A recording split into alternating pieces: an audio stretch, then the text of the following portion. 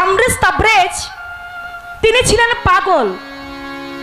মাওলানা Jalaluddin Rumi তিনি একদিন রাস্তা দিয়ে যাচ্ছে, দেখে একটা পাগল শামরেজ তাবরেজ তিনি কাবা ঘরের দিকে পা দিয়ে শুয়ে আছে, পশ্চিম দিকে পা দিয়ে শুয়ে আছে।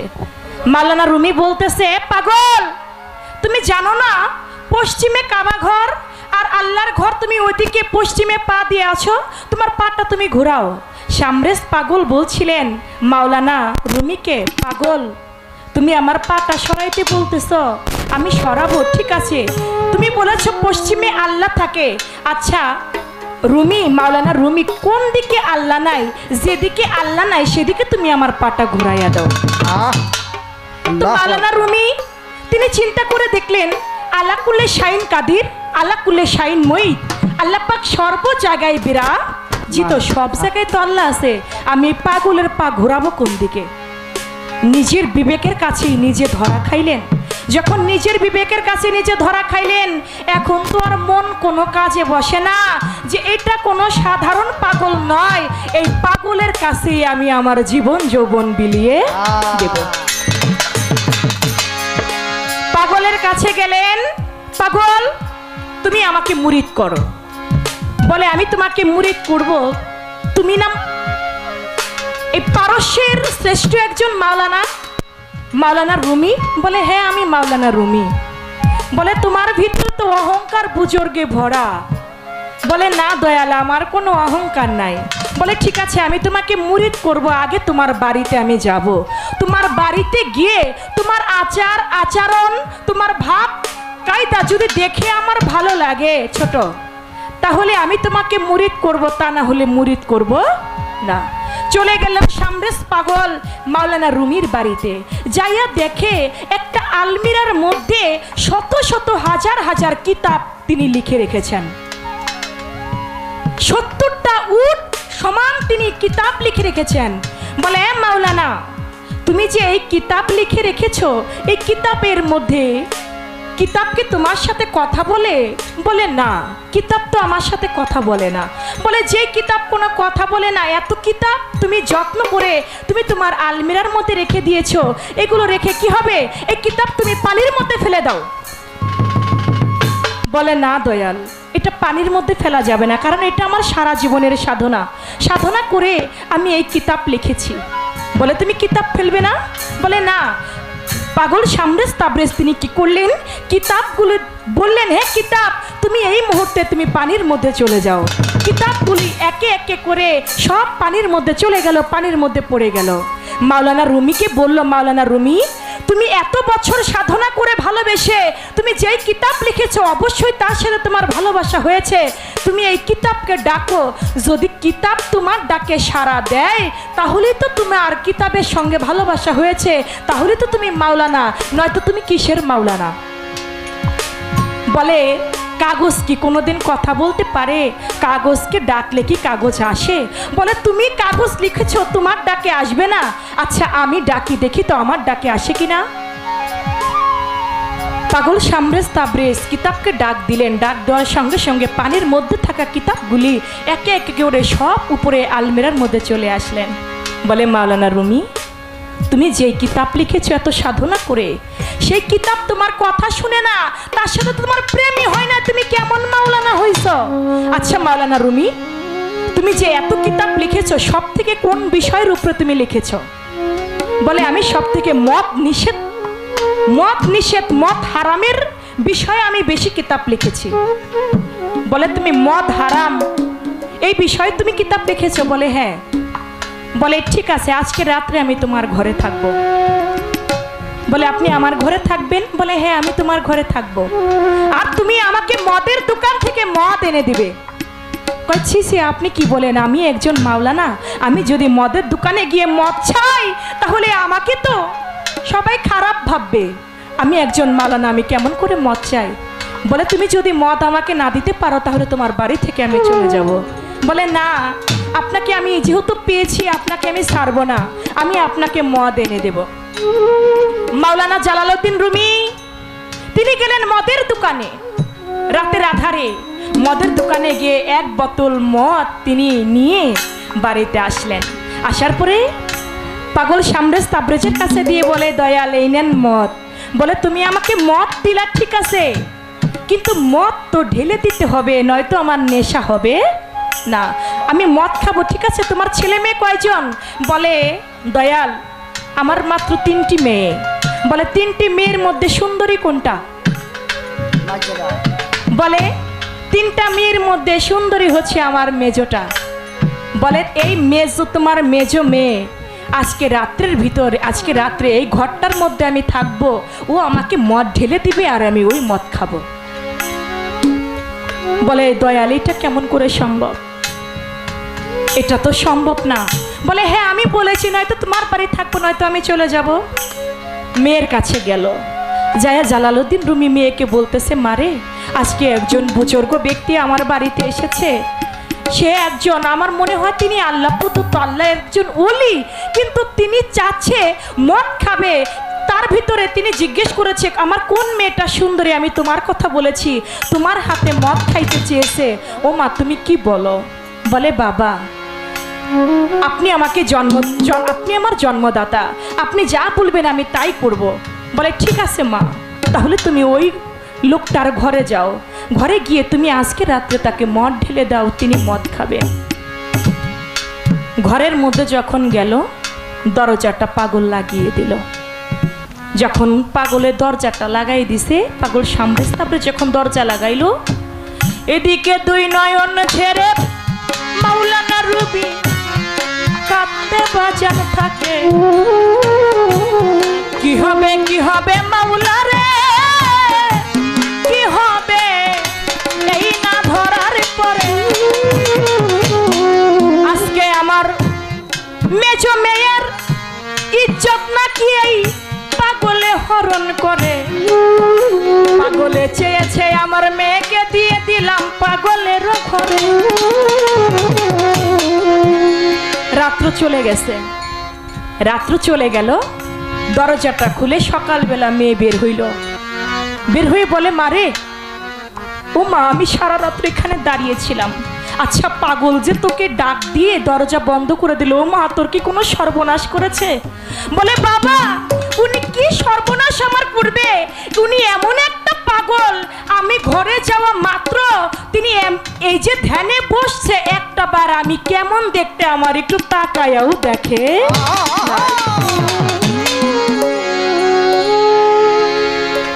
তুমি কার কাছে দিছো বাবা? উনি এমন একটা পাগল, মদ ঢালা তো দূরের কথা, মদের বোতলটা ছুঁয়াও দেখে নাই।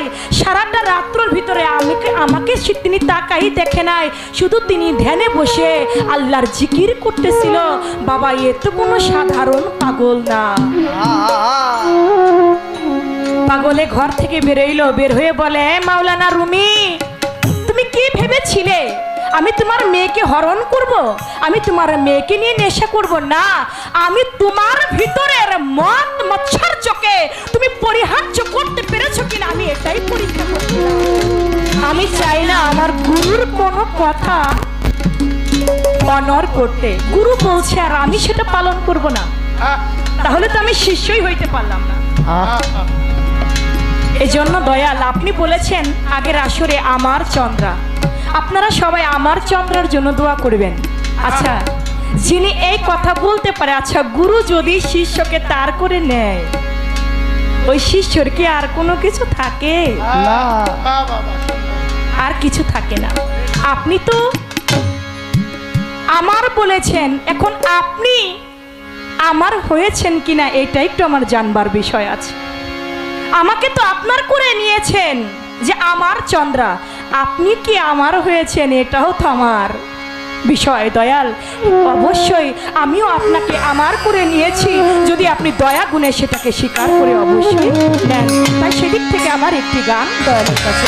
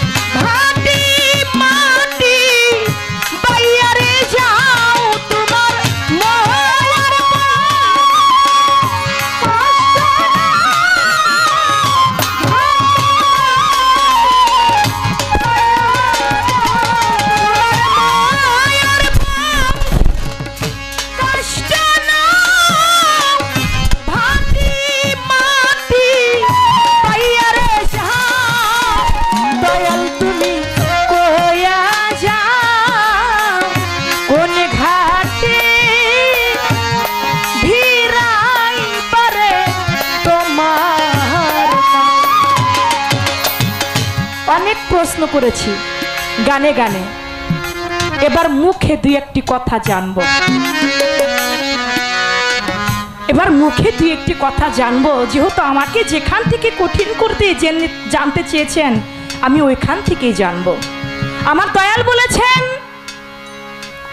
আমি বলেছিলাম দয়াল এই দিনক্ষণ মাস, এই যে বৈশাখ মাস, জ্যৈষ্ঠ মাস, এগুলা মাস তো কিভাবে এটা গণনা করা হলো যে এটা বৈশাখ মাস, এটা জ্যৈষ্ঠ মাস? তো দয়াল বললেন যে নক্ষত্র হিসাব করে 27টা নক্ষত্র হিসাব করে হইল এক এক মাস। দয়াল আমি ছোট, আপনার কথা থেকে আমার কথা থাকবে, 15 দিন হচ্ছে শুক্লপক্ষ, 15 দিন হচ্ছে কৃষ্ণপক্ষ। 15 দিন কি শুক্লপক্ষ, 15 দিন হচ্ছে কৃষ্ণপক্ষ। এই 15 15 30 দিনের মধ্যে হয়ে গেল 27টা নক্ষত্র, বাদ পড়ে গেল 3টি। এই 3টি নক্ষত্র আছে কোথায়?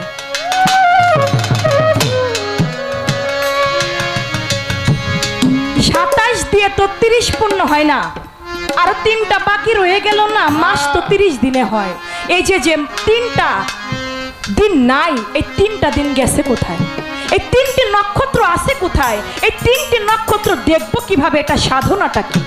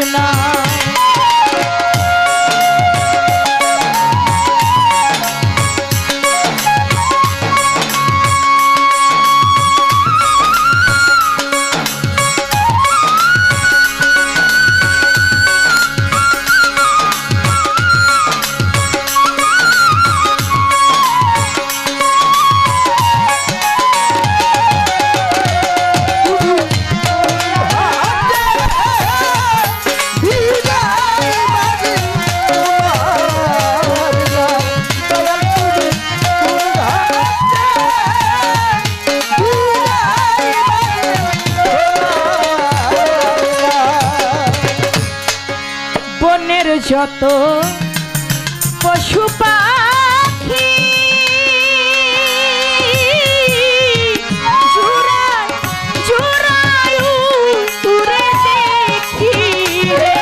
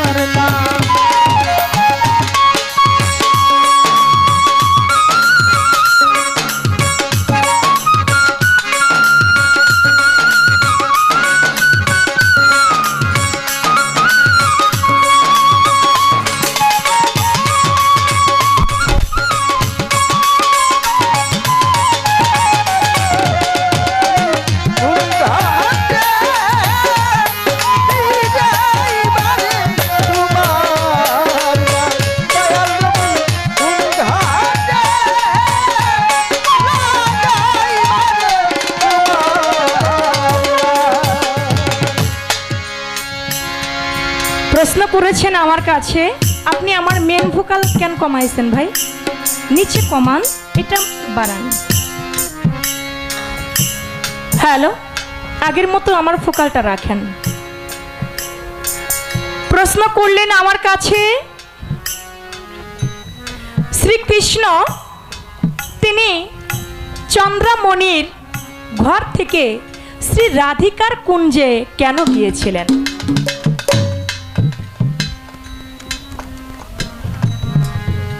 শ্রীকৃষ্ণ কেন শ্রী রাধিকার কুঞ্জে চন্দ্রামণির ঘর থেকে গেলেন?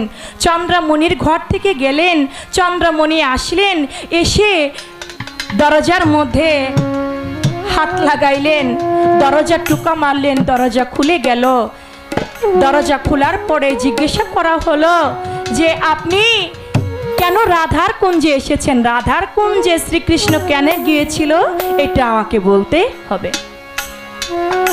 কৃষ্ণ হলো ঈশ্বরের অবতার। শ্রীকৃষ্ণ কি ঈশ্বরের অবতার, আর রাধা হচ্ছে তিনি বিশ্বাস এবং ভক্তির প্রতীক। ভক্ত, তারা গুরু এবং ভক্ত। শ্রীকৃষ্ণ ছিল গুরু, রাধারানী ছিল ভক্ত, আবার প্রেমের গুরু কিন্তু রাধিকা। সত্য, তাদের মধ্যে গুরু শিষ্যর প্রেম লীলা সেই কুঞ্জের মধ্যে হয়েছিল। সেখানে ছিল না কোনো কামনা, ছিল না কোনো বাসনা, সেখানে ছিল প্রেম লীলা। আর প্রেম লীলাটা তাদের ঘর থেকে দেখি তো আজকাল গুরুর দরবারে গুরু ভক্তের এই প্রেম লীলাটা দেখা যায়। তাই ঐশ্বরিক প্রেম শ্রীকৃষ্ণ এবং রাধা রানীর মধ্যে সেটা ফুটিয়ে তুলেছিলেন। শুধু তাই নয়, ভক্তি ও আত্মত্যাগের প্রেম ছিল তাদের মধ্যে, প্রেম ও বিচ্ছেদের ভাব বিনিময় তাদের মধ্যে ছিল, এবং গোপন লীলা কৃষ্ণ এবং ঈশ্বর, এরা ঈশ্বরের যেহেতু অবতার শ্রীকৃষ্ণ, এই জন্য গুরু এবং ভক্ত তারা দুজনে ওই কুঞ্জের মধ্যে মিলে একাকার হয়ে গিয়েছিল। তখন চন্দ্রামণিকে বলেছিল, চন্দ্রামণি আমি যে রাধারানীর কুঞ্জে এসেছি, এই কুঞ্জে এসেছি এজন্যই তার সাথে আমার ভক্তি এবং বিশ্বাস, তার সাথে যে গুরু ভক্তের লেনা দেনা, সেই গুরু ভক্তের লেনা দেনাটাই করতে এখানে এসেছি, অন্যথা কোনো কাম লীলা নয়। ওই রাবিয়া বসরি হাসান বসরি বলেছিল রাবিয়া বসরিকে, রাবিয়া আমি তোমাকে বিবাহ করতে চাই। বলে তুমি বিয়ে বসবা না? রাবিয়াকে বলে না আমি বিবাহ বসবো না। বলে তুমি বিয়ে করবে না? রাবিয়া তুমি একা একা কতদিন থাকবা? বলে দয়াল যতদিন রাখে। বলে না রাবিয়া আমি তোমাকে বিয়ে করতে চাই। বলে আপনি আমাকে বিয়ে করতে চান? বলে হ্যাঁ। বলে আপনি না আমার গুরু হাসান বসরি, আমি না আপনার ভক্ত মেয়ে, তাহলে আপনি আমাকে কেমন করে বিয়ে করেন? বলে আমি তোমাকে যেমন করে হোক না কেন আমি তোমাকে বিয়ে করতে চাই। রাবিয়া বসরি বলে আমি আপনাকে বিয়ে করব আপনি যদি আমার একটা প্রশ্নের উত্তর দিতে পারেন। বলে কি প্রশ্ন? বলে আপনি বলেন আপনি পুরুষ নাকি নারী? এখন রাবিয়া বসরি তিনি তো কোনো সাধারণ মেয়ে না, তিনি তাপস কুলের শিরোমণি। রাবিয়া যেহেতু আমাকে প্রশ্ন করেছে আমি পুরুষ নাকি নারী, তাহলে এটা আমার স্বাভাবিকভাবে জবাব করলে হবে না, অবশ্যই আমার একটু ভেবেচিন্তে জবাব করতে হবে। তিনি কি করলেন? বলে আমাকে একটু সময় দাও, আমি তোমাকে জবাব করব। 1 সপ্তাহ সময় চাইলেন। 1 সপ্তাহের মধ্যেই হাসান বসরি তিনি পরপারে ডাকে, আল্লাহ পাকের ডাকে সাড়া দিয়ে তিনি চলে গেলেন, মৃত্যুবরণ করলেন। যখন তিনি মৃত্যুবরণ করলেন, মৃত্যুবরণ করা মাত্রই যখন হাসান বসরির লাশটাকে দাফন করা হবে, কবরের মধ্যে রাবিয়া বসরি দৌড়ে গিয়েছে। আমার তরিকার ভাইয়েরা যারা আছো, হাসান বসরিকে দাফন করতে পারবে না। বলে কেন? বলে আমার একটা প্রশ্ন আছে, আমার প্রশ্নের উত্তর না দিয়ে হাসান বসরি মরতে পারে না। বলে কি প্রশ্ন? বলে ও হাসান, হাসান তুমি না আমার গুরু, তোমাকে না আমি একটা প্রশ্ন করেছিলাম, তুমি না আমাকে বলেছিলে বিয়ে করবে, তাহলে আমাকে বিয়ে না করে তুমি যে চলে গেলে তা তো হইতে পারে না। তোমার কাছে আমার প্রশ্ন ছিল তুমি পুরুষ নাকি নারী, সেই প্রশ্নের জবাব তুমি আমাকে দেবে, তারপরে তোমার মাটি মঞ্জিল হবে, তার আগে হবে না। আচ্ছা, কি একটা ভক্তরা দুশ্চিন্তায় পড়ে গেছে যে হাসান বশিরি মারা গেছে, এখন তিনি কেমন করে উত্তর দিবে যে তিনি পুরুষ নাকি নারী। তখন প্রশ্ন করলো যে আপনি বলছিলেন আপনি আমাকে বিয়ে করবেন, আমি আপনাকে প্রশ্ন করলাম আপনি পুরুষ নাকি নারী, আপনি জবাব না দিয়ে কেন গেলেন, আগে আপনি আমার জবাব দেন। হাসান বশিরি কবরে থেকে তিনি জবাব করলেন, রাবেয়া, আমি দুনিয়ার বুকে যতদিন ছিলাম ততদিন নিজেকে পুরুষই মনে করেছিলাম। আমি দুনিয়ার বুকে যতদিন ছিলাম আমি ততদিন নিজেকে পুরুষই মনে করেছিলাম। ও রাবেয়া, আজকে যখন আমি আল্লাহর ডাকে সাড়া দিয়ে আমি যখন এই কবরে শুয়েছি, রাবেয়া, এখন মনে হচ্ছে একজনই পুরুষ, একজন আল্লাহ পুরুষ ব্যতীত আর কেউ পুরুষ, আমি নারী রাবেয়া। তখন রাবেয়া বলে, তুমিও নারী আমিও নারী, নারী নারী কি বিয়ে হয়? হাসান বশরি বলে, না, নারী নারী বিয়ে হয় না, আমি তো তোমাকে পরীক্ষা করেছিলাম মাত্র। আসলে তারা কি বিয়ে করতে চেয়েছিল? তা না, তারা রাধা রানী এবং শ্রীকৃষ্ণ তারা যে কুঞ্জে ঘরের মধ্যে ছিল, তারা কি কামলীলা করতেছিল? না, তারা ছিল প্রেম লীলা, গুরু শিষ্য প্রেম লীলা, যে লীলার কোনো মৃত্যু কোনোদিন হয় না। পৃথিবী ধ্বংস হবে, এই প্রেম লীলার কোনো ধ্বংস নাই। এর নাম হচ্ছে গুরু শিষ্যর প্রেমভাব। এই ছিল আমার গুরুর কথা, আমি জবাব করলাম। এখান থেকে আপনার কাছে বাজান আমার একটা কথা থাকবে, আপনি বলবেন। সেজন্যই তো একটা কথা না রাখলে দাঁড়াইব কি নিয়ে।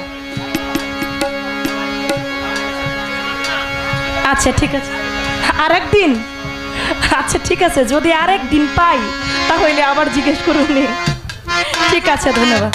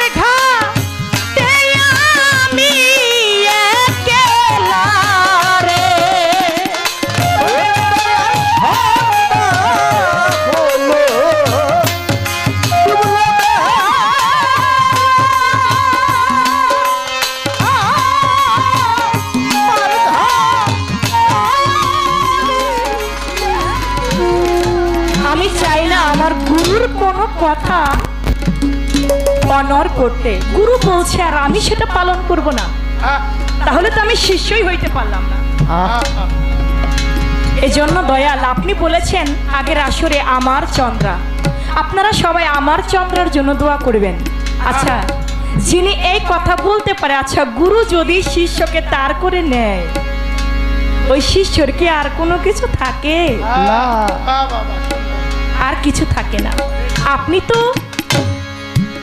আমার বলেছেন, এখন আপনি আমার হয়েছেন কিনা এটা একটু আমার জানবার বিষয় আছে। আমাকে তো আপনার করে নিয়েছেন যে আমার চন্দ্রা, আপনি কি আমার হয়েছেন এটাও তো আমার বিষয় দয়াল।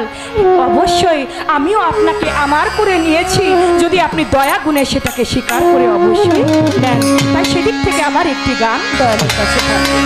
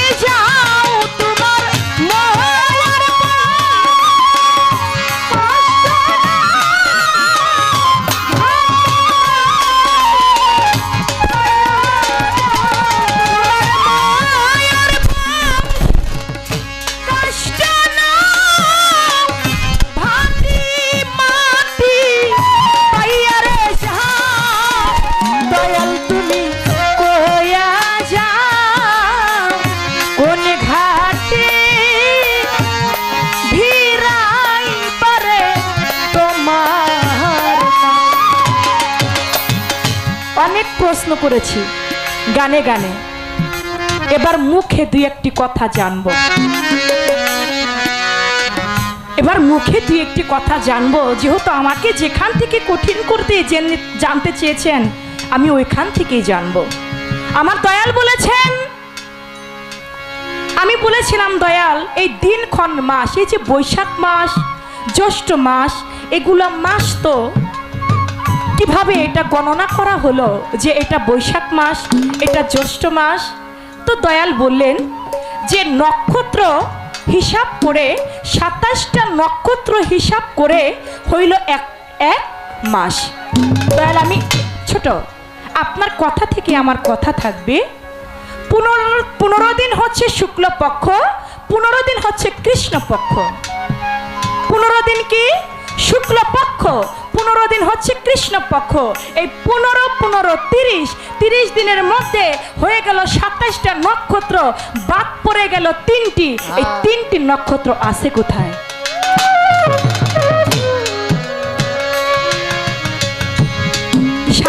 দিয়ে তো 30 পূর্ণ হয় না, আরো 3টা বাকি রয়ে গেল না, মাস তো 30 দিনে হয়।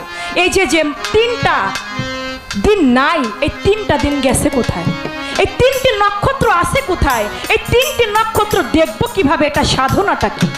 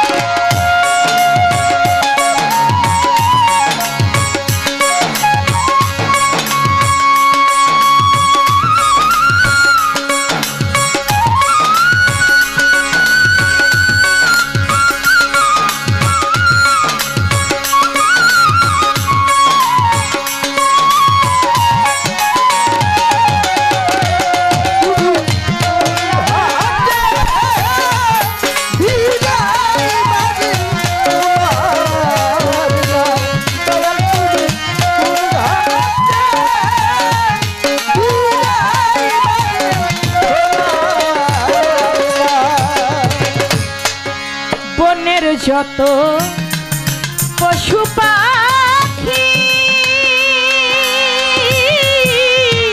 জোড়ায় জোড়ায় উড়ে দেখি রে,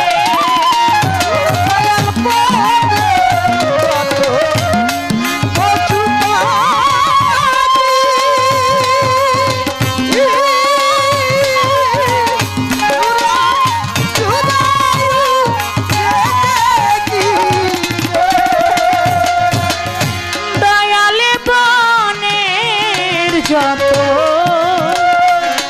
পশু পাখি জুড়ায় জুড়ায় উড়ে দেখি রে, ওরে ভবে আমি হইলাম জুড়া ছাড়া দয়াল, আমি হইলাম জুড়া ছাড়া দয়াল, আমি হইলাম জুড়া ছাড়া। এই দাসের নিয়ারে যাও দয়াল তুমি কইয়ারে যাও, কোন ঘাটে লাগাইবারে তোমার নাম।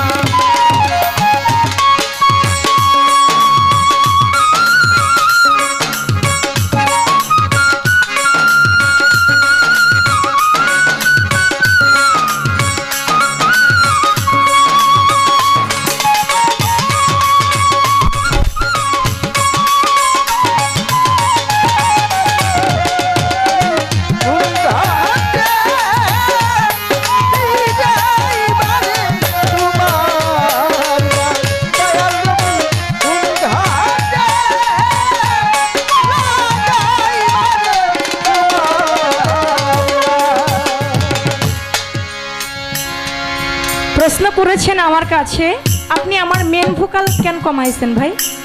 নিচে কমান, এটা বাড়ান। হ্যালো, আগের মতো আমার ভোকালটা রাখেন। প্রশ্ন করলেন আমার কাছে, শ্রীকৃষ্ণ তিনি চন্দ্রমণির ঘর থেকে শ্রী রাধিকার কুঞ্জে কেন গিয়েছিলেন?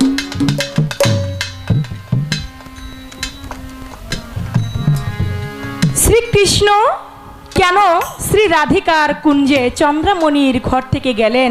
চন্দ্রমণির ঘর থেকে গেলেন, চন্দ্রমণি আসলেন, এসে দরজার মধ্যে হাত লাগাইলেন, দরজা টুকা মারলেন, দরজা খুলে গেল।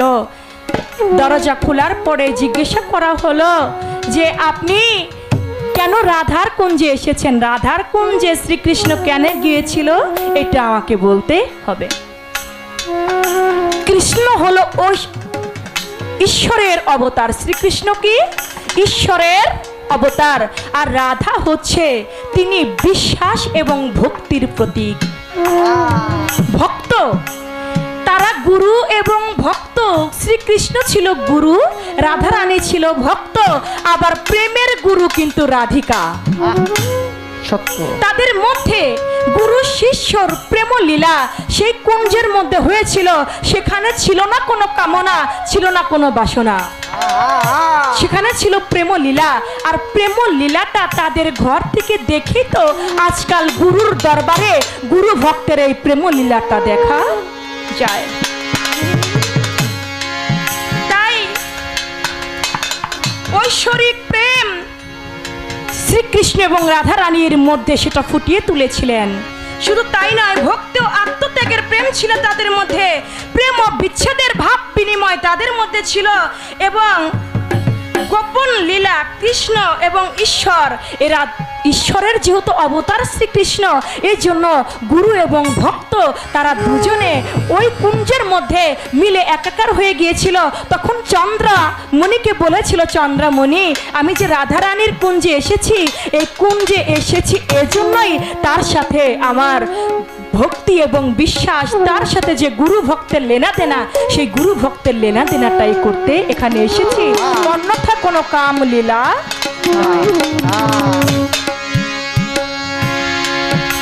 ওই রাবিয়া বসরি হাসান